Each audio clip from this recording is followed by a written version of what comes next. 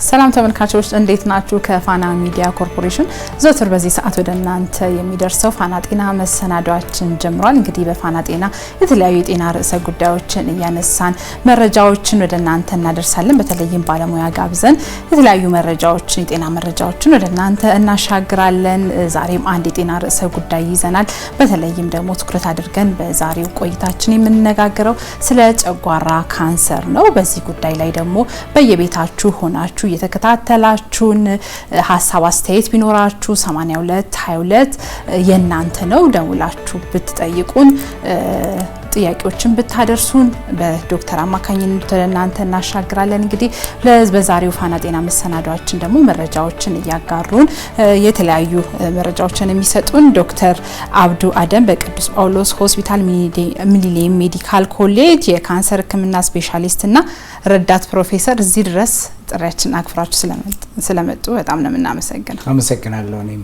እሺ በጣም ነው የምናመሰግነው። በድጋሚ እንግዲህ ተመልካቾቻችን እናንተም በተለይም ቀደም ብዬ ጠቀስኩት የካንሰር ህመም ላይ ማንኛውንም ሀሳብ፣ አስተያየት፣ ጥያቄ ቢኖራችሁ በዶክተር አማካኝነት ወደ እናንተ እናደርሳለን። 8222 ደግሞ መጠቀም የምትችሉት መስመር ነው። እንግዲህ ትዝታ ደሳለኝ ከመላው የቀጥታ የስርጭት ስቱዲዮ ባለሙያዎች ጋር እስከ መጨረሻው ድረስ ከእናንተ ጋር ቆይታ አደርጋለሁኝ። በያላችሁበት ሰናይ ጊዜ። ዶክተር በድጋሚ አመሰግናለሁ። ቴንክ ዩ። አንተ እያልኩ መቀጠል እችላለሁ? እሺ አመሰግናለሁ። ቀጥታ የጨጓራ ካንሰር የሚለውን ከመመልከታችን በፊት ጨጓራ በራሱ ተግባሩ ምንድነው? ብዙ ጊዜ ሰው ጨጓራዬን አመመኝ በብዛት የተለመደ ነገር ነው አይደለ? በትንሹም በትልቁም እንደዛ ይባላል። ተግባሩ በራሱ ምንድነው ከሚለው የጨጓራ ተግባር ምን ጀምር ዶክተር? እሺ አመሰግናለሁ ስለጋበዝሽኝ። የጨጓራ እንግዲህ የምግብ ስርዓተ ዑደት ወይም ደግሞ ምግብ ከበላም በኋላ ፕሮሰስ ተደርጎ ለሰውነታችን የሚያስፈልገው የንጥረ ነገሮች ወደ ደም አብዞርቭ ከተደረጉ በኋላ የሚሄድበት የምግብ ስርዓተ ዑደት ጋስትሮኢንተስታይናል ሲስተም ይባላል። አማርኛው ፊደል እንድን ለማድረግ ስለሚቸገረኝ ነው። ስለዚህ ይሄ ምስሉ ላይ እንደምንመለከተው ይሄ አጠቃላይ እንዳለ የምግብ ስርዓተ ዑደት ጋስትሮኢንተስታይናል ሲስተም ይባላል። ጨጓራ ማለት ይሄኛው ስቶማክ የሚለው በእንግሊዝኛ የእንግሊዝኛው ጄ አይነት ቅርጽ ያለው የዚህ የስርዓተ ምግብ ክፍል ነው ማለት ነው። ስለዚህ በጣም ትልቁ ወይም ደግሞ ሰፊው ክፍል ነው እንደምናየው ስዕሉም ላይ። ዋና ተግባሩ እንግዲህ አንደኛ መካኒካል ስቶሬጅ ይኖራል። አሁን ምግብ ከበላም በኋላ እንደምታየው በጉሮሮአችን ይገባል። የተለያዩ ፕሮሰሶች ሜታቦሊዝም እስከሚካሄድ ድረስ ይቀመጣል ጨጓራው። ስለዚህ የመጀመሪያ ተግባሩ ምግብ ማስቀመጥ ማለት ነው። ስለዚህ ሳይዙም ለዛ የተመቸ ነው። ሁለተኛ ደግሞ የእንትን ምንድነው ምግብ በተለምዶ አሁን ጨጓራ ያልፈጭ ብሎ ነው እንደዚህ ይባላል አይደል? ፕራክቲካሊ እንግዲህ ያው መፍጨት የሚለውን በትክክል ልበለዋል ብሎ እርግጠኛ አይደለም፣ ግን የሚሰራው እንደዛ ነው። ምግብ መፈጨት የሚጀምረው ወይም የምግብ ስርዓተ ዑደት የሚጀምረው ካፋችን ነው። ማላመጥ ስንጀምር በምራቃችን አማካኝነት ምግቡን ክራሽ እያደረግን ወይም ደግሞ እየሰባበርን ወደ ታችኛው ክፍል ይላካል። ይሄ ስርዓት ታችም ይቀጥላል ጨጓራ ውስጥ ማለት ነው። ጨጓራ በተፈጥሮ በጣም አሲዲክ ኢንቫይሮንመንት ነው። ከ1.5 ከ3.5 የሚደርስ ፒኤቹ እዛ ውስጥ ያለ ነውና ከሰውነታችን ክፍል በጣም አሲዲኩ ክፍል ጨጓራ ነው አሲድ ስለሚያመነጭ። ይሄም አሁን ያልኩሽን የምግብ የመፈጨት ሂደትን ለመደገፍ የተደረገ እንትን ነው። በተፈጥሮ የተሰጠን እንትን ነው። ሃይድሮክሎሪክ አሲድ ይባላል። ይሄን ሁሉ አሲድ እያመረተ ጨጓራ ለምንድን ነው ራሱን የማይጎዳው የሚባለው በጣም ጥሩ ነገር ይመስለኛልና እንደምታየው ሃይድሮክሎሪክ አሲድ እጃችን ላይ እንኳን ብናረገው ይልጠናል። ጨጓራችን ላይ ግን ፐርፐዝሊ ምግብን ለመፍጨት ወይም ደግሞ ምግብን ፕሮሰስ ለማድረግ ነው የሚጠቀመው አንደኛ። ሁለተኛ ደግሞ ከምግብ ጋር ስንበላ የተለያዩ የባክቴሪያዎች ተዋሲያን ይገባሉ። እነዛንም ለማስወገድ ይጠቅመናል ማለት ነው። ሁለተኛው ተግባሩ ምግብ በመፈጨት ሂደት ላይ ያለው ነው ማለት ነው። ሶስተኛው ደግሞ ከዚህም አልፎ ለምሳሌ ስጋ ምናምን ፕሮቲን ያላቸው ምግቦችን ስንመገብ ኢንዛይሞችን ያመነጫል። ውስጣዊ አካሉና አሁን እንደዚህ ውጩ ነው የሚናየው ውስጡ ማለት ነው። አዎ ከውስጡ ስናየው ደግሞ ውስጥ ላይ ኢንዛይም የሚያመነጩ ግላንዶች ወይም ደግሞ የእጢዎች አሉት። በተለይ ደግሞ ፔፕሲን የሚባል ኤንዛይም ያመነጫል። እሱ ስፔሲፊካሊ ፕሮቲን ምግቦችን ለመሰባበር ይጠቅማል ማለት ነው። ተሰባበረ ወይም ደግሞ ክራሽ ተደረገ ወይም ሜታቦላይዝ ተደረገ ማለት ለሰውነታችን ወደ ደም አብዞር በሚደረግ ሁኔታ ያዘጋጀዋል ማለት ነው። ስለዚህ ለተወሰነ ጊዜ ምግብ አሁን ያልኩሽን ፕሮሰስ እየሄደ የተወሰነ ጊዜ የሚቀመጥበት የሰውነታችን ክፍል ጨጓራ ይባላል ማለት ነው። ስለዚህ ተግባሩ ከዚህ ጋር የተያያዘ ነው። የውስጠኛውንም ክፍል ብንመለከት ውስጡም ላይ በጣም ሮግ የሆነ ወይም ደግሞ ወጣ ገባ የሚመስሉ ግላንድ እጢዎች ማለት ነው አሲዱን የሚያመነጩ ራሱንም ደግሞ እንዳልኩሽ ፕሮቴክት የሚያደርግ ሙከስ የሚባል በጣም ወፍራም የሆነ የራሱን ግድግዳ የሚሸፍንበት ሌየር አለው። ያንን ሁሉ የሚያመነጩ ክፍሎች አሉት።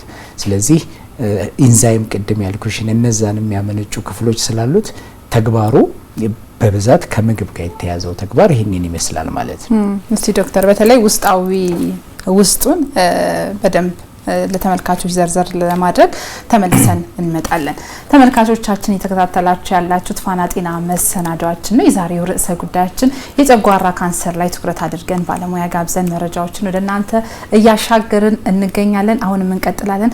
ከመሸጋገሪያ በኋላ ተመልሰን እንገናኛለን።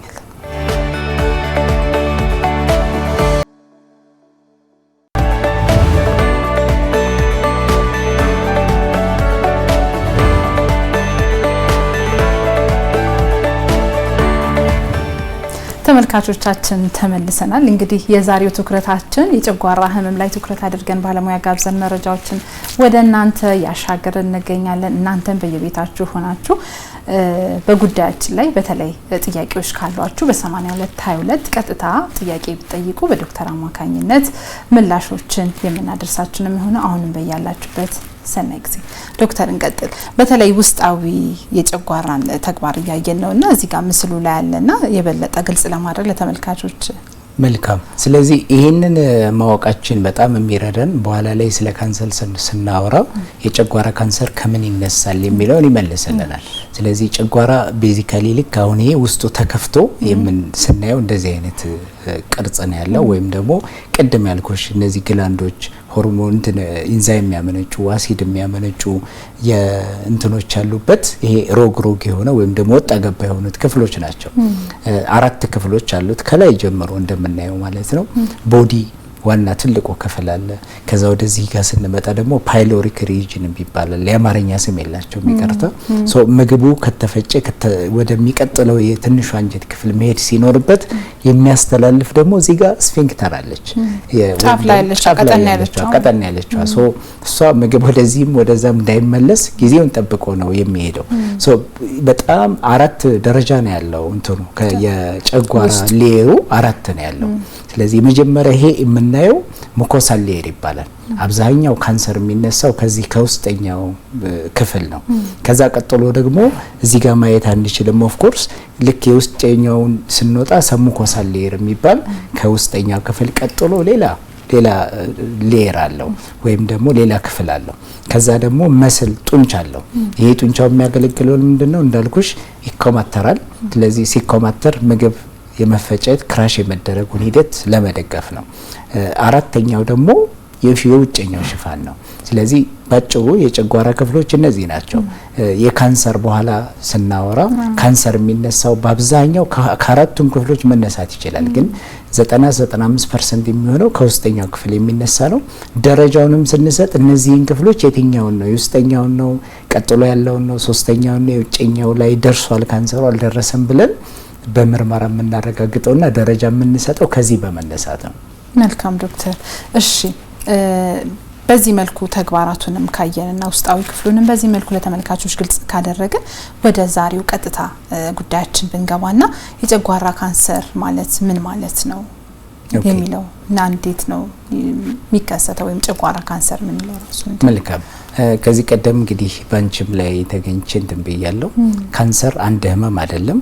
ካንሰር የሚፈጠረው የትኛውም የአካላችን ክፍል ይሁን ጨጓራም ይሁን ሌላ ቦታም ይሁን ካንሰር ተፈጠረ የምንለው ኖርማል የሆኑት አሁን ያየነው ማለት ነው የሰውነታችን ክፍል ከቁጥጥር ውጭ በሆነ መልኩ ሲራባ እና ሰውነታችን ላይ ጫና ሲያደርስ ካንሰር ተፈጠረ እንላለን። ስለዚህ የጨጓራ ካንሰር ማለት መነሻው ጨጓራ ሆኖ አሁን ባልኩሽ ሂደት ከቁጥጥር ውጭ በሆነ መልኩ የጨጓራ ሴሎች ሲራቡና ሌሎች የሰውነታችን ክፍሎች አካባቢ ያሉትን መረበሽ ሲጀምሩ የዛን ጊዜ ካንሰር ተፈጠረ እንላለን ማለት ነው። ስለዚህ የጨጓራ ካንሰር ማለትም በዛ ሂደት ውስጥ የሚፈጠር ነው ማለት ነው። በተለይ መነሻ ምክንያቶቹን በእናነሳ እስቲ ጨጓራ መታመም የሚለውን ቅድም መግቢያ ላይ ብያለሁ በርከት ያለ ሰው የሚጠቅሰው ነውና ከሱ በዘለለ ግን ጨጓራ ካንሰር መነሻ ምክንያቱ ምንድነው? ጥሩ እንግዲህ ካንሰር የትኛውንም የሰውነታችን ክፍል ያጠቃል። ጨጓራም አንዱ የሰውነታችን ክፍል ነው ትልቅ ያውም። ስለዚህ በካንሰር የመጠቃት እድሉ ከፍተኛ ነው። አጋላጭ ሁኔታዎች አሉ። ካንሰር እንዳልኩሽ የሚፈጠረው ዋናው ምክንያቱ ኖርማሊ የሰውነታችን ሴሎች ይራባሉ፣ ይባዛሉ፣ ጊዜያቸውን ሲጨርሱ ደግሞ ይሞታሉ። ይህንን ሂደት ሲዛባ የካንሰር ሴሎች እየተራቡ ይቀጥላሉ፣ አይሞቱም ማለት ነው። በዛ ሂደት ነው የሚፈጠረው። ይሄ እንዲሆን የሚያደርጉት አጋላጭ ሁኔታዎች አሉ ወይም ደግሞ ሪስክ ፋክተር ይባላሉ። አንዱን ሰው ከሌላው ሰው በበለጠ ለዚህ ለካንሰር ለመያዝ ወይም ደግሞ ለጨጓራ ካንሰር ለመያዝ የበለጠ ተጋላጭ የሚያደርጉት እንትኖች አሉ፣ ምክንያቶች አሉ። የመጀመሪያው የኤች ፓይሎሪ የሚባል ሄሊኮባክተር የሚባል ፓይሎሪ የሚባል ባክቴሪያ አለ። በተለምዶ ሰዎች የጨጓራ ባክቴሪያ ብለው ይጠሩታል። ስለዚህ ቤዚካሊ የጨጓራ ባክቴሪያ የሚያደርገው ምንድነው? እዛ ጨጓራ ቅድም ያየን የውስጠኛ ክፍል ውስጥ መቆጣት ወይም ደግሞ ኢንፍላሜሽን ይፈጠራል።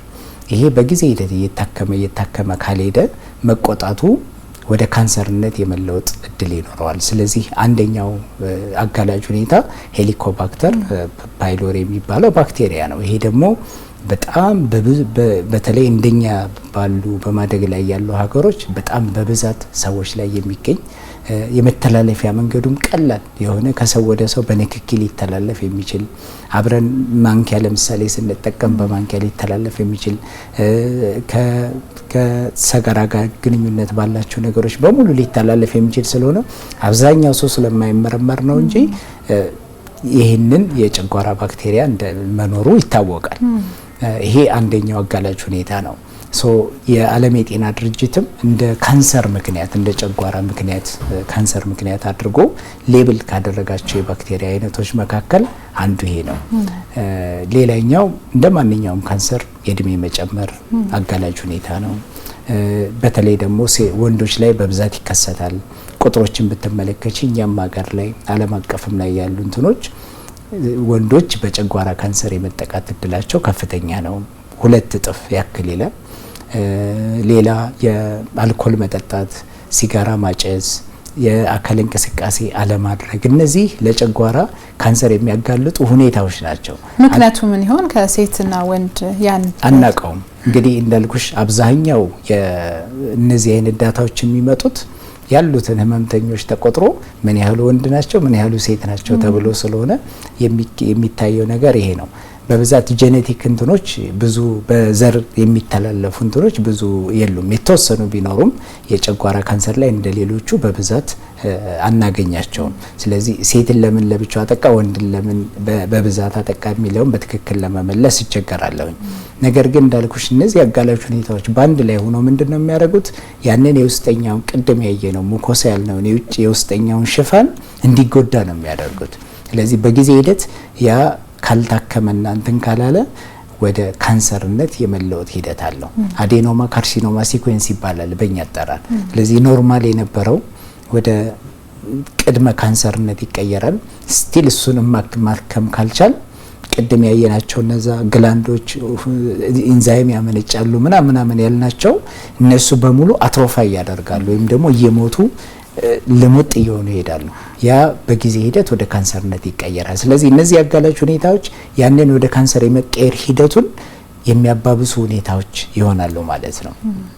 እሺ ዶክተር እንቀጥላለን። መልካም ተመልካቾቻችን እየተከታተላችሁ ያላችሁት ፋና ጤና መሰናዷችን ነው። የዛሬው ርዕሰ ጉዳያችን የጨጓራ ካንሰር ላይ ትኩረት አድርገን ባለሙያ ጋብዘን መረጃዎችን ወደ እናንተ ያሻገርን እንገኛለን። አሁንም በየቤታችሁ ሆናችሁ ፕሮግራማችን እየተከታተላችሁ ሀሳብ፣ አስተያየት፣ ጥያቄ ቢኖራችሁ በ8222 ብታደርሱን ቀጥታ በዶክተር አማካኝነት ምላሾችን ወደ እናንተ የምናሻገር ነው የሚሆነው። እንቀጥላለን። ከመቀጠላችን በፊት ግን ባልደረባችን ሀና ታደሰ ያዘጋጀችልን መሰናዶ አለ። እሱን ተከታትለን ተመልሰን እንገናኛለን። በያላችሁበት መልካም ጊዜ።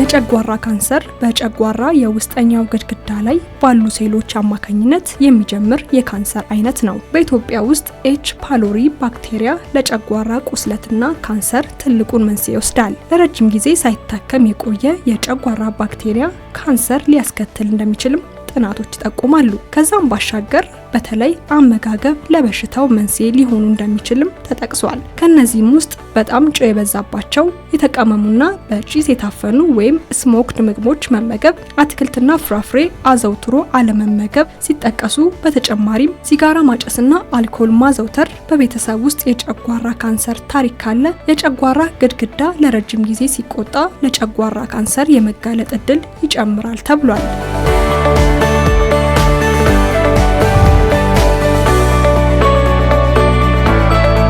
በሽታው በመጀመሪያ ደረጃ ላይ ብዙ ጊዜ ምልክት ላይ ያሳይ ይችላል። እየቆየ ሲሄድ ግን የምግብ አለመፈጨትና የሆድ መንፋት፣ ከባድ የቃጠሎ ስሜት፣ ማቅለሽለሽና ማስመለስ፣ አንዳንዴም ደም የቀላቀለ ሊሆን ይችላል። ቶሎ የመጥገብ ስሜት፣ ትንሽ ምግብ በልቶ ሆድ መሙላት፣ ያለ ምክንያት ክብደት መቀነስ፣ አኒሚያ ወይም የደም ማነስ፣ በተጨማሪም ደም በውስጡ ስለሚፈስ ድካምና መገርጣትን ያመጣል።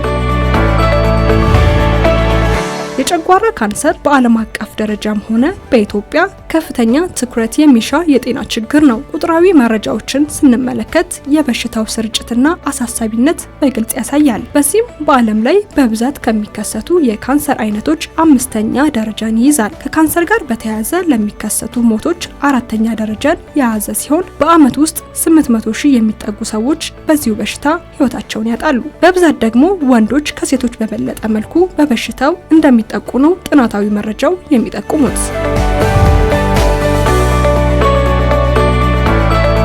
ወደ ሀገራችን ስንመለስ የጨጓራ ካንሰር ከጊዜ ወደ ጊዜ እየጨመረ የመጣና በከፍተኛ ሁኔታ ሰዎችን የሚያጠቃ በሽታ መሆኑን መረጃዎች ያሳያሉ። በዚህም በዓመት ብቻ ከ4000 እስከ 5000 የሚሆኑ አዳዲስ ሰዎች በዚሁ በሽታ ተይዘው ወደ ሆስፒታል እንደሚያቀኑ ነው መረጃዎች የሚናገሩት። ጥናቱ ከቦታ ቦታ ቢለያይም በወንዶች ላይ ከሚከሰቱት የካንሰር አይነቶች 1ኛ ወይም 2ኛ ደረጃ ላይ የሚገኝ ሲሆን በሴቶች ዘንድ ከመጀመሪያዎቹ 5 ውስጥ ነው። ለዚህም የጤና ባለሙያዎች እንደ መንስኤ የሚያስቀምጡት ከጊዜ ወደ ጊዜ በፋብሪካ የተቀነባበሩ የሚያቃጥሉና ቅመም የበዛባቸው ምግቦች አብዝቶ መመገብ መሆኑን አጽንኦት ይሰጣሉ።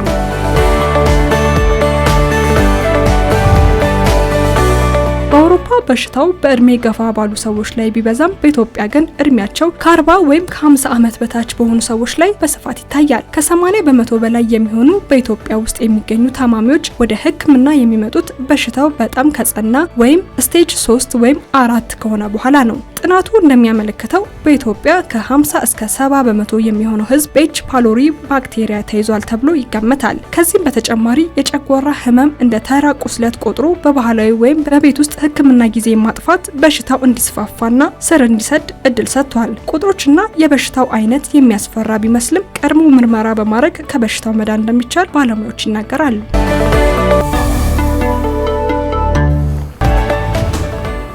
ተመልካቾቻችን መሰናዶ ተከታትለን ተመልሰናል። እንግዲህ እየተከታተላችሁ ያላችሁት ፋና ጤና መሰናዷችን ነው። የዛሬው ርዕሰ ጉዳያችን ደግሞ የጨጓራ ካንሰር ላይ ትኩረት አድርገን ባለሙያ ጋብዘን መረጃዎችን ወደ እናንተ እያሻገርን እንገኛለን። እናንተም በየቤታችሁ ሆናችሁ በ8222 ሀሳብ፣ አስተያየት፣ ጥያቄ ካላችሁ ብትልኩልን መልሰን ወደ እናንተ የምናደርስ ነው የሚሆነው። አሁንም በያላችሁበት መልካም ጊዜ። ዶክተር እንቀጥል። ስለ ጨጓራ እንግዲህ በርከት ያሉ ነገሮችን ነካክተናል። ስርጭቱን እንደ ዓለም ብሎም እንደ ሀገራችን መመልከት ብንችል በተለይ ምን ያህል አሳሳቢ ነው? ቁጥራዊ መረጃዎችን እያነሳ ማየት ብንችል መልካም። በዓለም አቀፍ ደረጃ በቂ ዳታ ስላለ ወይም ደግሞ በቂ የመረጃዎች ስላሉ ያንን በትክክል መናገር እንችላለን። የዓለም አቀፉ ጤና ድርጅት በቅርቡ ባወጣው ሪፖርት የጨጓራ ካንሰር አምስተኛ the most common the fifth most common cancer ነው የሚባለው። ስለዚህ ከሚከሰቱት አጠቃላይ ካንሰሮች 1 2 3 ብለሽ ብትደረድሪ በአምስተኛ በስድስተኛ ደረጃ የምታገኘው የጨጓራ ካንሰርን ነው። ያ ማለት በአመት ወደ 20 ሚሊዮን አካባቢ አዳዲስ የካንሰር ታካሚዎች ወይም ደግሞ የካንሰር ህመምተኞች ይገኛሉ። ከዚህ ውስጥ እንግዲህ አምስተኛ ደረጃ ይዞ ይገኛል ማለት ነው። ስለዚህ ዓለም አቀፍ ደረጃ በጣም በዚህ አይነት መልኩ እንትን ይላል። ሌላ በጣም የሚያሳስበው ነገር የኛ ሀገር ብቻም ሳይሆን ያደጉት ሀገራትም ጭምር የጨጓራ ካንሰር ታካሚዎች ወደ ሐኪም ቤት ሲደርሱ የምናገኝበት ደረጃ በጣም አድቫንስድ ሆኖ ነው ወይም ደግሞ ማዳን የማንችልበት ደረጃ ሆኖ ነው። ስለዚህ እዛ ደረጃ ላይ ሆኖ ስለምናገኝ የማዳን እድላችንም ያን ያህል ብዙ አይደለም። በዓለም አቀፍ ደረጃ እንኳን ብናይ በገዳይነታቸው ካንሰር 1 2 3 ተብሎ ልክ እንደ አፈጣጠራቸው በብዛት የሚከሰተው በብዛት ለሞት የሚዳረገው ተብሎ ደረጃ ይወጣላቸዋል። በዚህም ብንመለከት በአራተኛ ደረጃ በገዳይነቱ ይታወቃል የጨጓራ ካንሰር። ምክንያቱ አሁን ያልኩሽ ነው። አብዛኛው ሰው ወደ ሐኪም ቤት የሚመጣ ወይም ደግሞ ህመሙ የሚገኝለት በሽታው በጣም ከተሰራጨ ብዙ ደረጃ ካለፈ በኋላ ስለሆነ ገዳይነቱም ከዚህ ጋር የመጣ ነው። በጣም ደግሞ ከሌሎች የዓለማችን ክፍሎች በብዛት የሚጠቁ የስፔሲፊክ የሆኑ የዓለም ክፍሎች አሉ።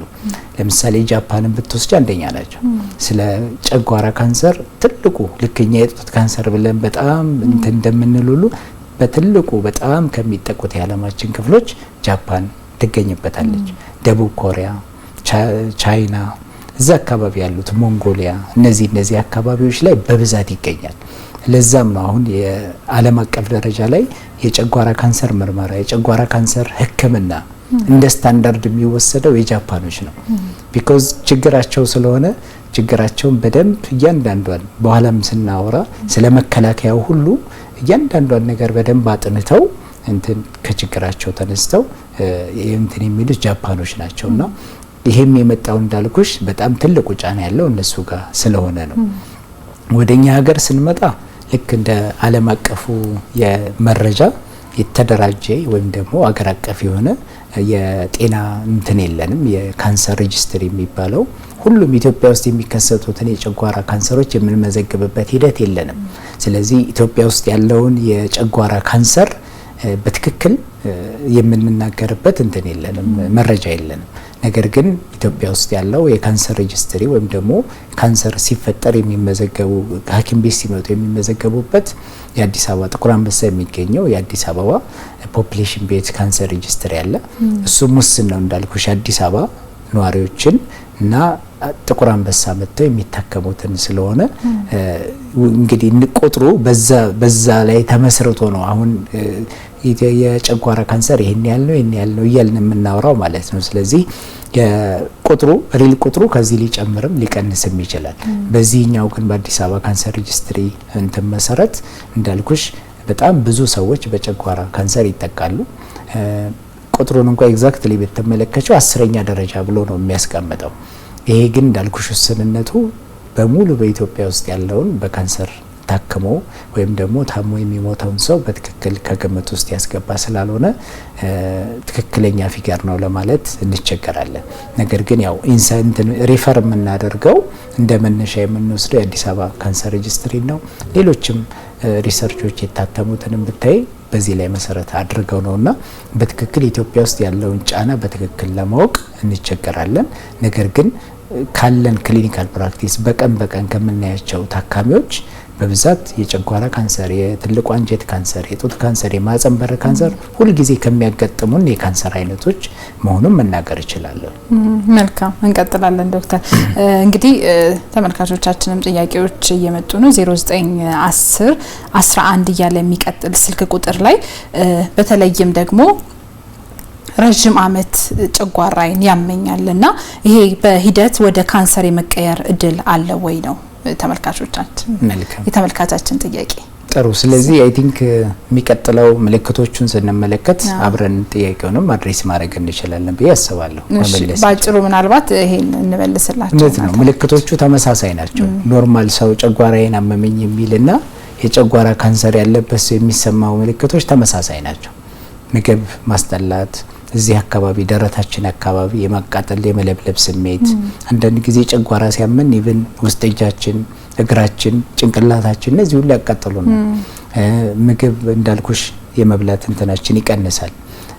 ማቅለሽለሽ፣ ማቃር፣ ወደ ላይ ማለት ይህን ተከትሎ ደግሞ እንዳልኩሽ ምግብ ላይ በጣም የሚኖረን እንትን ምግብ ስለምንቀንስ ክብደት ደግሞ በዛው ልክ ይቀንሳል። እነዚህ አሁን ምልክቶች በሙሉ ጨጓራ ካንሰር ነው ወይስ የጨጓራ ኖርማል የጨጓራ ህመም የምንለው ነው ብትይኝ መለየት አልችልም። ስለዚህ በጣም የሚመከረው ነገር ምንድነው እንደዚህ አይነት ህመም ሲኖር የአንጀት ሐኪሞች አሉ። እነሱ ጋር ሄዶ የጨጓራ ባክቴሪያ ምርመራ ማድረግ እንዳስፈላጊነቱ ደግሞ ኢንዶስኮፒ በኋላ ላይ እናነሳዋለን ባፍ የሚገባ ምርመራ አድርጎ መታከም ጨጓራ ባክቴሪያ ካለ ባክቴሪያው እንዲወገድ በቀላሉ መታከም ስለሚቻል እሱም ማድረግ ያንን ካደረግን ቅድም ያልነውን ከቀላል ህመም ተነስቶ ወደ ካንሰር የሚሄድበትን ሂደት ማስቆም እንችላለን ማለት ነው። ስለዚህ ለረጅም ጊዜ ሰዎች እንደዚህ ጨጓራዬን ያመኛል ሲሉ ሐኪም ቤት ሄደው መታየት አለባቸው። በሂደት ወደ ካንሰር የመቀየር እድል አለው። ምክንያቱም ምልክቶቹ እንዳልኩሽ ተመሳሳይ ናቸው። በተለይ ምልክቶቹ ላይ አሁንም እዛው ልቆይና እኛ ደግሞ ስንመለከተው በተለይ በመደበኛነት አሁን ማቃጠል፣ ማቃር ምንላቸው ነገሮች አሉ አይደል? ካንሰር ሲሆን ይሄ ነው ምንለው ነገር የለም ማለት ነው። በተለይ አደገኛ ምልክቶች የሚባሉ ይኖራሉ። እንግዲህ እነዚህ አሁን ያልኩሽ ኮመን የጋራ ምልክቶች ናቸው። ምክንያቱም የሚታመመው አካል ተመሳሳይ ነው። ቅድም ያየነው ነው። ምግብ የሚፈጭበት ይሄ ውስጣዊ ክፍል ነው ያ ነው የሚታመመው። ስለዚህ የአሲድ መብዛት ይኖራል። ምግብ በትክክል ያለ መፈጨት ይኖራል። ስለዚህ ምግብ ሳይፈጭ ሲቀደሙ እንዳልኩሽ የተፈጨ ወደ ታችኛው የቀጭኑ አንጀት ክፍል መሄድ አለበት። ሳይፈጭ ሲቀር ብዙ ጊዜ እዛ ይቀመጣል። ኢንዳይጀሽን ይባላል። በቃ ዳይጀስት አይደረግም ማለት። ስለዚህ ሆዳችን ስቲል እንደሞላ ነው የሚሰማን። እንደሞላ ስለሚሰማን ምግብ የመብላት ፍላጎታችን ይቀንሳል። ምልክቶቹ ተመሳሳይ ናቸው። ማቃር፣ ማቃጠል፣ እዚህ ጋር መለብለብ፣ ምግብ ማስጠላት። በተለይ ደግሞ እነዚህን ተከትሎ ምግብ ስለማይበሉ ሰዎች ክብደታቸው በጊዜ ሂደት እየቀነሰ ኤክስፕሌን በማታረጊው መልኩ ክብደታቸው እየቀነሰ ይመጣል። እነዚህ እንዳልኩሽ የጋራ አይነት ምልክቶች ናቸው። ለካንሰር ለብቻው ለዚህኛው ኖርማሊ ፒዩዲ ይባላል። የፔፕቲክ አልሰር ዲዚዝ ካንሰርም ሳይሆን ያሳየው ቅድም ያየነው ግድግዳው ይላጥና ቁስል ይሆናል። ተመሳሳይ አይነት ምልክቶች ናቸው ያሉት። እነዚህ ነገሮች የጋራ የወል ምልክቶች ናቸው። ካንሰሩ አድጎ ለምሳሌ ወደ ሌላ ቦታ ቢሰራጭ አንዱ የካንሰር ባህሪ ከነበረበት ቦታ ወደ ሌላ ቦታ መሰራጨት ነው። ምርመራ የምናደርገው ያንን አለ የለም ብለን ቼክ ለማድረግ ነው። ስለዚህ ወደ ሌላ ቦታ ቢሰራጭ ለምሳሌ ወደ ሳምባ ይሄዳል፣ ብዙ ጊዜ ወደ ጉበት ይሄዳል። አጠገብም ላጠገብ ስለሆኑ ወደ ጉበት ቶሎ ይሄዳል፣ ብዙ ጊዜ ያጋጥማል። ወደ አጥንት ይሄዳል።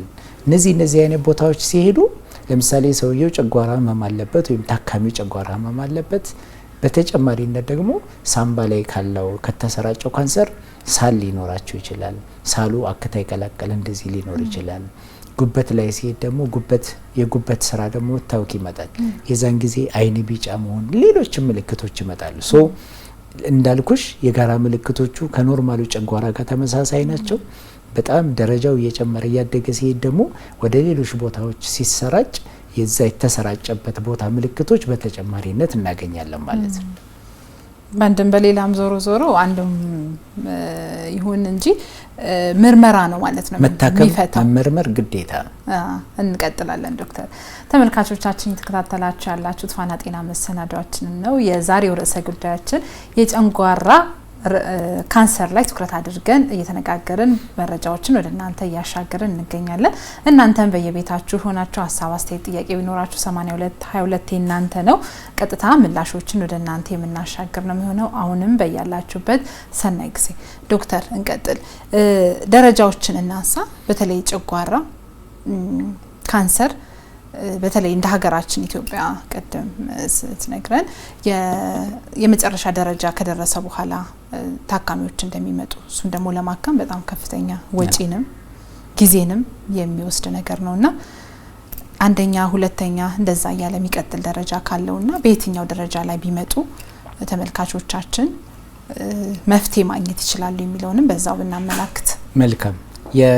ወደ ደረጃዎቹ ከመምጣቴ በፊት ካንሰር መሆኑን አሁን እንደተባባለው ምልክቶቹ አሉ። የካንሰሩም የኖርማሉም ጨጓራ ምልክቶች ተመሳሳይ ናቸው። ስለዚህ ምን ምርመራዎችን አድርገን እናረጋግጣለን የሚለውን ብናነሳ ጥሩ ይሆናል ብዬ አስባለሁ። ስለዚህ እንደዚህ አይነት ታካሚዎች ሲኖሩ ወይም ደግሞ እንደዚህ ህመም ያለባቸው ሰዎች ሲኖሩ ምርመራዎችን እናደርጋለን። ጨጓራቸው የታመመው ለምንድን ነው? የህመሙ ምክንያት ሲምፕል ቅድም እንዳልኩሽ መላጥ ነው ወይስ ካንሰር ነው ወይስ ሌላ ነገር ነው የሚለውን ቼክ እናደርጋለን። ስለዚህ አንደኛው በብዛት እኛም ሀገር ውስጥ የሚከሰተው ስለሆነ የኤች ፓይሎሪን ምርመራ የጨጓራ ባክቴሪያ ምርመራ እናደርጋለን። እሱ አብዛኛው ከሰገራ ላይ ምርመራ ይደረጋል። በሰገራ ስለሚወገድ የጨጓራ ባክቴሪያውን ሲምፕሊ በዛ ቼክ ይደረጋል። እሱ ብቻ ኑሮ ለምሳሌ የጨጓራ ባክቴሪያ ኑሮባቸው ምንም የማይኖራቸው ሰዎች ይኖራሉ። ስለዚህ ምንም ምልክት የለውም፣ ምንም ምልክት ላይኖረው ይችላል። ምልክት ያላቸው ሰዎች ከሆኑ ግን እንዳልኩሽ የጨጓራ ባክቴሪያ ምርመራ እናደርጋለን።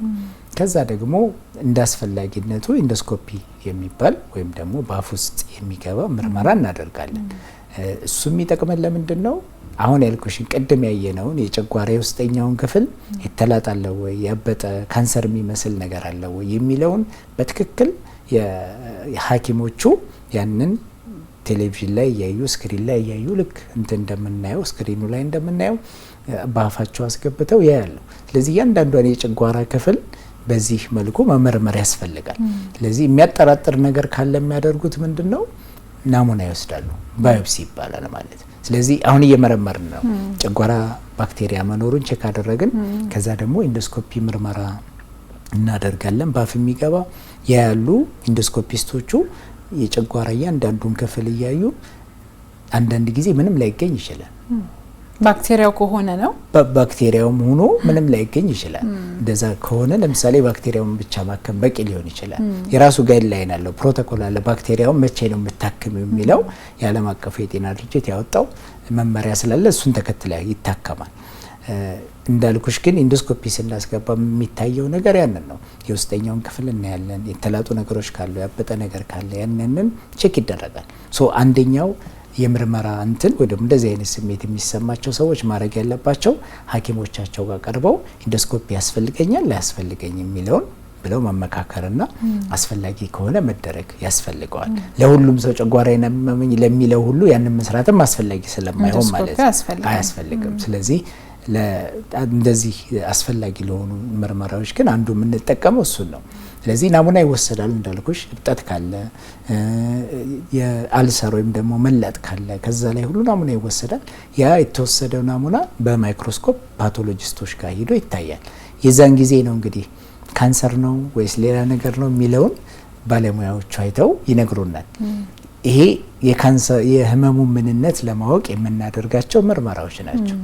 ከዛ ለምሳሌ ካንሰር ነው ከተባለ ያ የናሙና ምርመራ ከመጣልኝ በቀጣይነት የምናደርገው ደረጃውን ማወቅ ነው።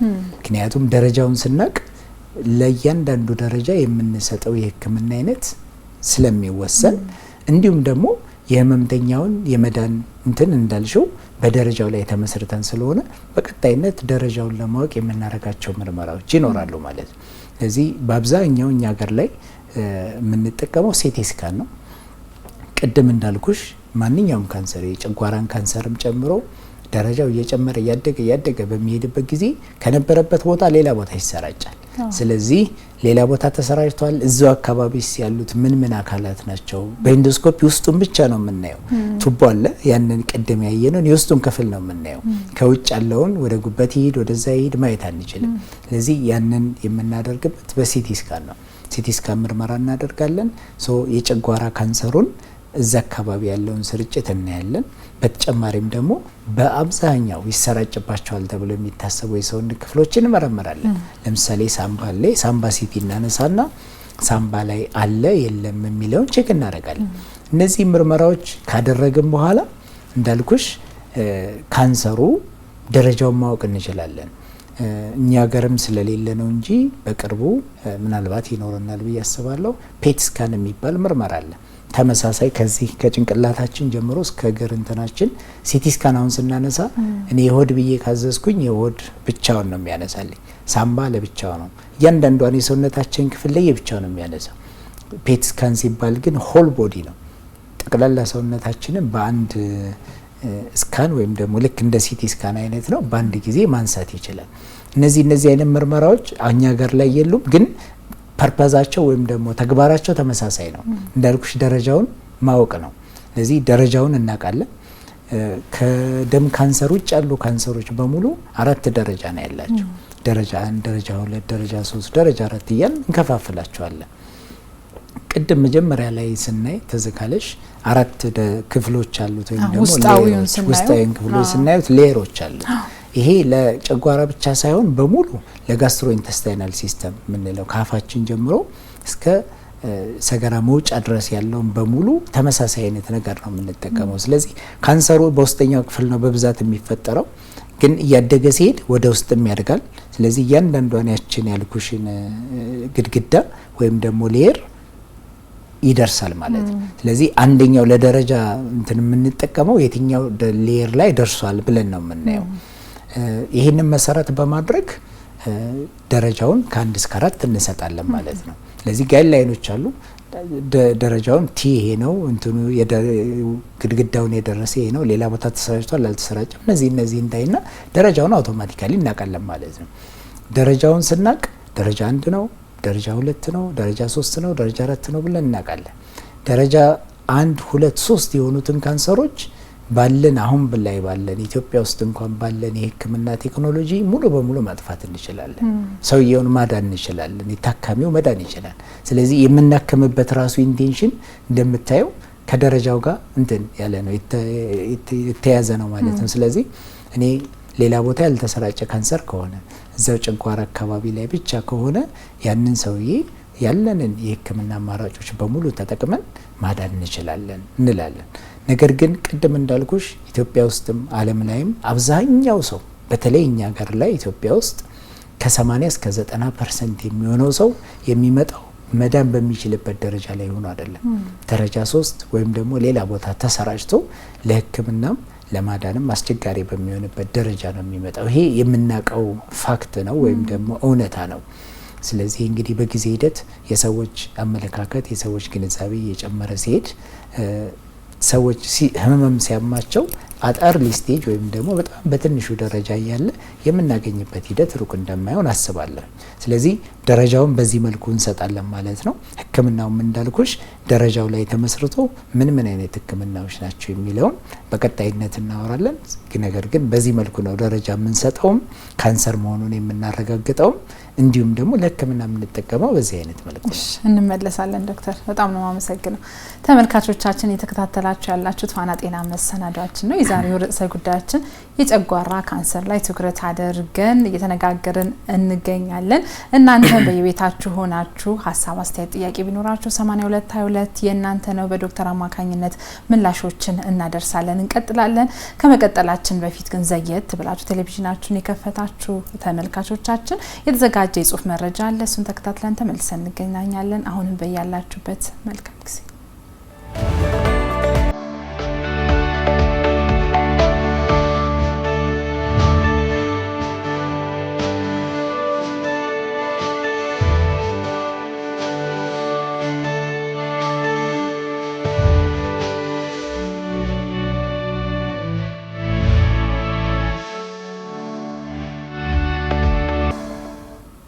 ተመልካቾቻችን እንግዲህ ቀጥለናል። በተለይም የጽሁፍ መረጃ ተከታትለን የተመለስ ነው። ዛሬ ትኩረት አድርገን እየተነጋገርን ያለነው የጨጓራ ካንሰር ላይ ነው። እናንተም በየቤታችሁ ሆናችሁ ሀሳብ፣ አስተያየት፣ ጥያቄ ቢኖራችሁ በ8222 ብታደርሱን ምላሾችን መልሰን ምናሻግር ነው የሚሆነው።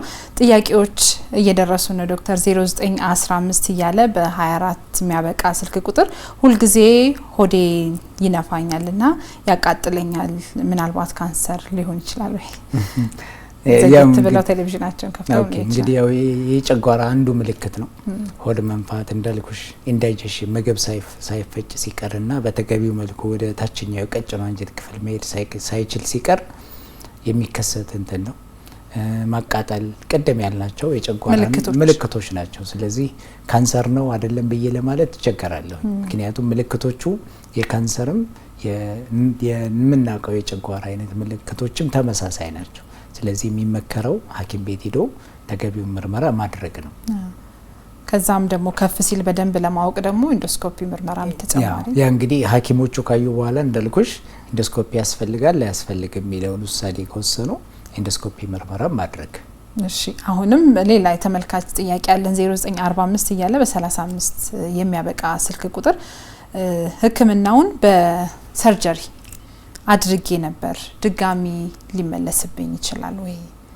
ኦኬ እንግዲህ ስለ ህክምና በኋላ እናወራለን። ነገር ግን ማንኛውም ካንሰር ቀደምም እናንተ በጽሁፍ መልክ ስታስተላልፉት ነበር። በተለይ ደግሞ የጨጓራ ካንሰር የህክምና አማራጮቻችን ቀዶ ህክምና ሰርጀሪ አለ፣ ሌሎች የካንሰር ህክምና መድኃኒቶች አሉ። ስለዚህ የምናያቸው ፓራሜትሮች አሉ። ደረጃውም ቅድም ስልሽ ደረጃ 1 2 3 እያልን ስንሄድ ደረጃ 1 እና 2 ከሆነ ለምሳሌ መጀመሪያ ላይ በኦፕሬሽን መታከም ስለሚቻል ኦፕሬሽን ልክ አሁን ተመልካቻችን እንደጠየቀችው ምናልባት እዛ ሆኖ ኦፕሬሽን ተደርገው ይሆናል። ኦፕሬሽን ከተደረጉ በኋላ ግን የካንሰር ህክምና መድኃኒት መውሰድ ሊያስፈልጋቸው ይችላል። ይሄንን ሁሉ ጊዜ ከሐኪማቸው ጋር ቁጭ ብለው መመካከር ያስፈልጋል። ኦፕሬሽን ሲደረግ እንደ ቅድም እንዳየ ነው የትኛው ክፍል ላይ ነው? ይሄ ውስጠኛው ክፍል ብለን ስናይ ነበር። ካንሰሩ የትኛው ክፍል ላይ ነው የተፈጠረው?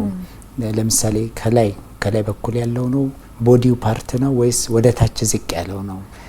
ወደ ታች ያለው ከሆነ ለምሳሌ ሁሉንም ጨጓራ በኦፕሬሽን ማውጣት አይጠበቅብንም። ስለዚህ ፓርሻል ጋስትሬክቶሚ ይባላል። በግማሽ ካንሰሩ ያለበትን እዛ አካባቢ ያለውን ጨጓራ ይወጣል። ሌሎችም ሊምፍ ኖዶች ነፍፊቶች የሚባላሉ እዛ ይወጣሉ። ይሄ ሁሉ ከወጣ በኋላ ለፓቶሎጂ ምርመራ ይላካል። ለፓቶሎጂ ምርመራ ሲላክ ለምሳሌ የካንሰሩ ደረጃ ይሄን ያህል ነው፣ የወጡት ሊምፍ ኖዶች ወይም ደግሞ ነፍፊቶች እዛ አካባቢ ያሉት እነዚህ በካንሰሩ ተጠቅተዋል ወይም አልተጠቁም ብለው ይነግሩናል። በዛ ላይ መሰረት እናደርግና የካንሰር ህክምና መድኃኒት ወይም ኬሞቴራፒ እንሰጣለን። ይሄን የምንሰጠው ለምንድን ነው? እንዳልኩሽ የመመለስ እድሉን ለመቀነስ ነው። እስከ ደረጃ 3 ያለውን ማዳን ስለምንችል እንግዲህ ጠያቂያችን አላቅም የካንሰር ህክምና ወስዳ ይሁን ኬሞቴራፒ ማለት ነው አላቅም። ነገር ግን ህክምና ካልወሰዱ ስቲል ክትትል ያስፈልጋቸዋል። ምንም አይነት ህክምና ቢወሰድ ካንሰር መቼም ቢሆን የመመለስ እድል አለው። ቀዶ ጥገና ተሰራው ብሎ መዘናጋት አያስፈልግም ማለት ክትትል ያስፈልጋል። እንዳልኩሽ ተጨማሪ ህክምና የኬሞቴራፒ ሌሎችም የህክምና አይነቶች በኋላ የምንዘረዝራቸው አስፈላጊ ሆኖ እነሱን መውሰድ እነሱን የምንሰጠው እንደሚመለስ ስለምናቅ አትሊስት የሚመለስበትን ጊዜ ማራዘም ወይም ደግሞ እንዳይመለስ ማድረግ ነው። ስለዚህ ሁሉ ጊዜ ክትትል ሁሉ ጊዜ ህክምና ያስፈልገዋል። ባጭሩ ለመመለስ የመመለስ እድል አለው። ክትትል ያስፈልጋል። የካንሰር ህክምና ሐኪሞች ጋር ሄደው ክትትል ማድረግ ያስፈልጋቸዋል። ደረጃዎቹን ስናነሳ በተለይ በውስጣዊ ክፍሉ ላይ የትኛውን ነገር የሚያጠቁትና በደንብ የጨጓራ ክፍላችንን የሚጎዱት የሚለውን ነገር የተወሰነ ለተመልካቾች ግልጽ ብናደርግላቸው ጥሩ። እንግዲህ ደረጃውን ስናወራ እንዳልኩሽ የሌየሩ 1 2 3 4 የውስጠኛው መካከለኛው ያልነው አንዱ ፓራሜትር ነው። በነገራችን ላይ የምንጠቀመው የኤጂሲሲ ቲኤንኤም ስቴጂንግ ይባላል። የአማርኛ ስም የለውም። አራቱ ደረጃዎች ብለን ያስቀመጥነው አንዱ ፓራሜትር ይሄኛው ነው። ከአራቱ እንትኖች ግድግዳዎች የትኛው ላይ ደረሰ ቲ ይባላል። የቲዩመሩ ሳይዝ የካንሰሩ መጠን ማለት ነው። ያንን አንድ እናያለን። ሁለተኛ ደግሞ ሪጂናል ሊምፍ ኖድስ ይባላል። ካንሰር እዚህ ብቻ አይቀመጥም። እዚህ ጋር ሲፈጠር ይሄ ፊት ለፊቱ ነው አይደል? ይሄ እዚህ ጋር ያለው ማለት የትም ቦታ ሊፈጠር ይችላል። አሁን እንዳልኩሽ ቦዲው እዛ ጋር ነው።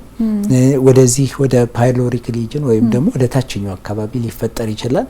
ስለዚህ የትም ቦታ ቢፈጠር አካባቢ ያሉት እዚህ ስዕል ላይ ያናየውም እንጂ ነፍፊቶች ወይም ደግሞ ሊምፍ ኖዶች ይባላሉ። ወደ እነዛ የመሰራጨት እድል አለ። ያም ሁለተኛው ፓራሜትር ነው። ሊምፍ ኖዶቹን እንቆጥራለን። ስቴሽን አላቸው። ወደ 18 16 ስቴሽኖች ነው ያሉት። ያንን ቁጥሩን እንቆጥርና ይሄ የካንሰሩ መጠን አለን እንዳልኩሽ የትኛው ላይ ነው የደረሰው የሚለው ከዛ የነዛን ቁጥር እንቆጥራለን። ከዛ ደግሞ ሌላ ቦታ ተሰራጭቷል አልተሰራጨም ኤም የሚለውን እናያለን ማለት ነው። የነዚህ የሶስቱ ድምር ውጤት ነው ደረጃውን የሚነግርሽ። ሶ ነሰሰርሊ ይሄ ብቻ ማለታችን አይደለም ማለት ነው።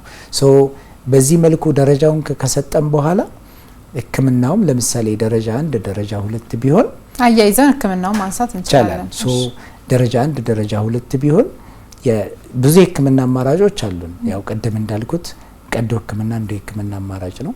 የኬሞቴራፒ ካንሰር ህክምና መድኃኒት ሌላው አማራጭ ነው። የጨረር ህክምና አሁን ደግሞ ታርጌትድ እና ኢሚኖቴራፒ የሚባሉ በጣም ልክ ኢላማ ብቻ መርጠው የሚያክሙ ህክምና አይነቶች ሁሉ አሉን። አንድ ታካሚ የትኛው የህክምና አይነት ያስፈልገዋል ብትይኝ እንደ ታካሚ ይለያያል። እንደ ደረጃው ነው እንደ ደረጃውም እንደ ታካሚው ሁሉ ይለያያል። ተመሳሳይ እንኳን የጨጓራ ካንሰር ኖሯቸው ለምሳሌ ሀርቱ የሚባል የሞሌኪላር ምርመራ አለ ወይም ደግሞ የዘረመል ምርመራ አለ። አንደኛው ታካሚ ፖዚቲቭ ሊሆን ይችላል፣ አንደኛው ኔጌቲቭ ሊሆን ይችላል። ሶ ፖዚቲቭ የሆነውን ለዛ ያንን ዘረመሉ ካንሰሩ እንዲባዛ የሚያደርግ ዘረመል ነው። ያንን ብሎክ የሚያደርግ መድኃኒት ሊያስፈልገዋል። ይሄኛው ሰውዬ ኔጌቲቭ ሆኖ ያስፈልገውም ማለት ነው። ስለዚህ ልክ እንደዛ አይነት ምርመራዎችን እናደርጋለን።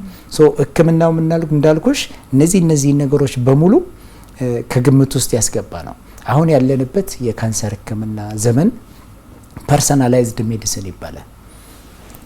የምታክሚው በሽታውን የጨጓራ ካንሰርን ሳይሆን የምናክመው ኦፍ ኮርስ ካንሰሩን ነው። ነገር ግን ኢት ኢዝ ፐርሰናላይዝድ ቱ ዘ ኢንዲቪጁዋል ፔሸንት። ለእያንዳንዱ ሰው ፐርሰናላይዝድ ይሆናል። 2 3 4 10 የጨጓራ ታካሚ ቢኖርሽ 10ሩንም በተለያየ መንገድ ልታክሚ ትችላለሽ። ሶ ጀነራሊ ግን ስናወራ እንዳልኩሽ አማራጮቻችን ቀዶ ህክምና፣ ኬሞቴራፒ፣ ሌሎች ጨረር ህክምና እነዚህ ያሉ እዚህ ደረጃ 1 ላይ ወይ ደረጃ 2 ላይ ሲሆን እነዚህ early stage ይባላሉ። በጣም በትንሹ ደረጃ ላይ ያሉ ናቸው። ወደ ሌላ ቦታ አልተሰራጩም። እዛው ጨጓራ አካባቢ ብቻ መጠናቸው ምናልባት ተለቅ ሊል ይችላል፣ ግን እዛው አካባቢ ኢቭን ወደ አካባቢ ወዳሉት ንፍፊቶች ሊምፍ ኖዶች አልተዛመቱም ማለት ነው። ይሄ ሲሆን በጣም ጥሩ ስለሆነ ቀዶ ህክምና መጀመሪያ ማድረግ ይቻላል። ስለዚህ ለምሳሌ እዚህ አካባቢ ታችኛው ላይ ቢሆን ሙሉ ከላይ ጀምረሽ ጨጓራ ነው፣ ያንን ሁሉ ማውጣት አይጠበቅብንም በሰርጀሪ። ስለዚህ ካንሰሩ ያለበት 5 ሚሊሜትር ከፍ ተብሎ ወይም ደግሞ 5 ሴንቲሜትር ከፍ ተብሎ ከኖርማል የሚጨመርና የታችኛው ዲስታል ጋስትሬክቶሚ ወይም ደግሞ የታችኛውን ይወጣል ማለት ነው። ቆርጦ ይወጣል። ሶ ይሄ የመጀመሪያው ህክምና ነው። ቅድም ተመልካቻችንም እንደጠየቀችን ይሄ ከወጣ በኋላ እንዳልኩሽ ለምርመራ ይላካል። ለምርመራ ከመጣ በኋላ የምርመራው ውጤት እናያለን። ተጨማሪ እንዳይመለስ የኬሞቴራፒ ህክምና ያስፈልገዋል አያስፈልገውም ብለን ደግሞ እንወስናለን። የዛን ጊዜ የሚያስፈልግ ከሆነ እነዛን ፓራሜትሮች አይተን ለተወሰኑ ዙሮች ለ4 ወር ወይ ደግሞ ለ6 ወር ያክል ህክምና ይወስዳሉ። ይሄ የመመለስ እድሉን ለመቀነስ ማለት ነው። ደረጃ 3 ሲሆን ይሄ 1 እና 2 ላይ ነው ያሁን 1 እና 2 ላይ ያለው። ደረጃ 3 ሲሆን ከጨጓራው የሚያልፍና አካባቢ ያሉትን ሊምፍ ኖዶች ወይም ደግሞ ንፍፊቶች የሚባሉትን እነዛ ጋር ይደርሳል። ስቲል ሩቅ ወደምንላቸው ቦታዎች አልሄድም። ወደ ሳምባ አልሄድም፣ ወደ ጉበት አልሄድም፣ ወደ አጥንት አልሄድም፣ ሌሎች ቦታዎች አልሄድም። እዛው ጨጓራ ላይ ነው። መጠኑ ትልቅ ነው፣ ግን እዛ አካባቢ ያሉትን ንፍፊቶች ይዟል። እንደዛ በሚሆንበት ጊዜ የመጀመሪያ አፕሮቻችን ወይም የመጀመሪያ ህክምናችን ምን ይሆን ብለን እንወስናለን። ስለዚህ አብዛኛው የካንሰር ህክምና እንዳልኩሽ አንድ ሰው ብቻ አይደለም የሚያክመው። ዩሲ አሁን ካንሰሩን ስናክም የቀዶ ህክምና ሐኪም ያስፈልገኛል፣ የካንሰር ህክምና ሐኪም ያስፈልገኛል፣ ምርመራውን የሚሰራልኝ ኢንዶስኮፒስት ያስፈልገኛል፣ ሲቲ ስካኑን የሚያነብልኝ የራዲዮሎጂስት ያስፈልገኛል፣ ጨረር ህክምና ቢያስፈልገው የጨረር ሐኪም ያስፈልግ። በጣም ብዙ ሰው ልክ እንደዛ ነው የምናከመው። አይዲያሊ እንደዛ ነው። ስለዚህ ህመምተኛውን ቁጭ አድርገን እኛ እንመካከርና ኦኬ ይሄ መስታከም ያለበት በዚህ መልኩ ነው ብሎ እንወስናለን። ይሄ መልቲ ዲሲፕሊናሪ ቲም ማኔጅመንት ይባላል። ብዙ ባለሙያዎች አንድ ላይ ሆነው ስለ ህመምተኛው ተመካክረው የሚወስኑት ውሳኔ ማለት ስታንዳርዱ ይሄ ነው። ስለዚህ ደረጃ 3 ሲሆን አሁን ያልኩሽ ነገር ይመጣል። ኦፕሬሽን ለማድረግ በጣም ከባድ ይሆናል።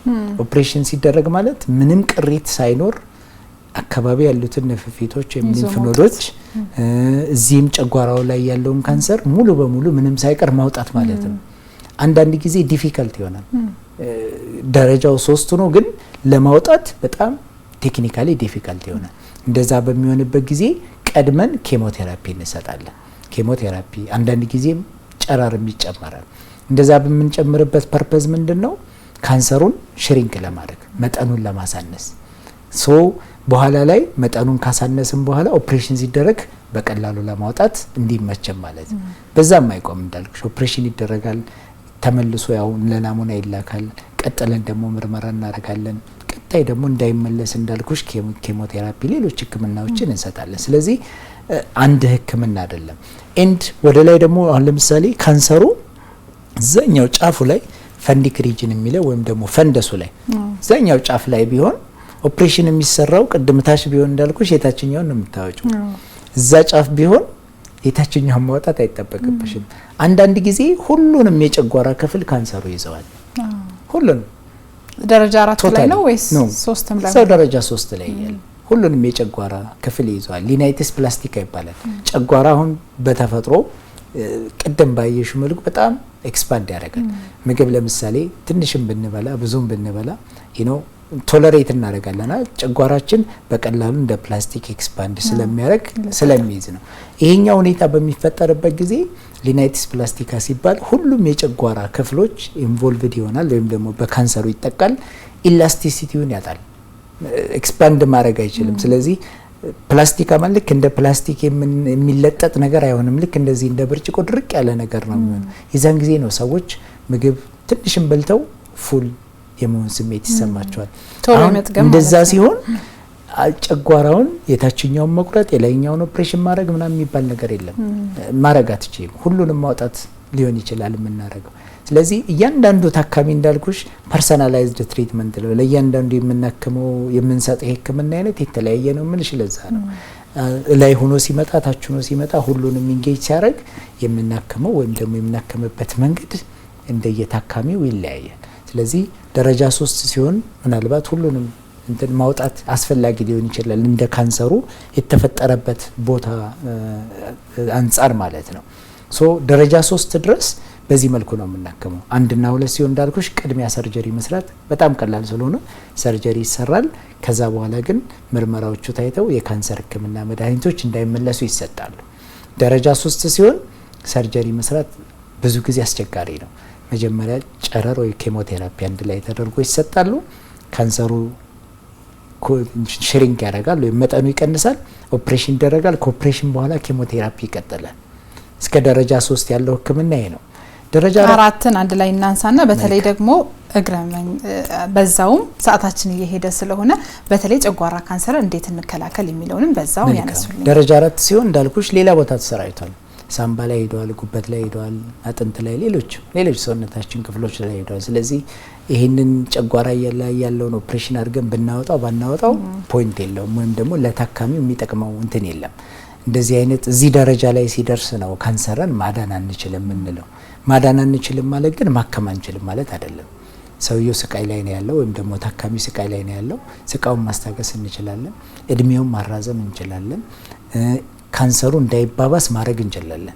አንዳንድ ጊዜ እዚህ አካባቢ ታች ምግብ ተፈጭቶ የሚወጣበት ቀዳዳ ዋጋ ይሆንና ለምሳሌ ደረጃ 4ም ሌላ ቦታ ተሰራጭቶ ይችኛዋን ቀዳዳዋን ይዘጋታል።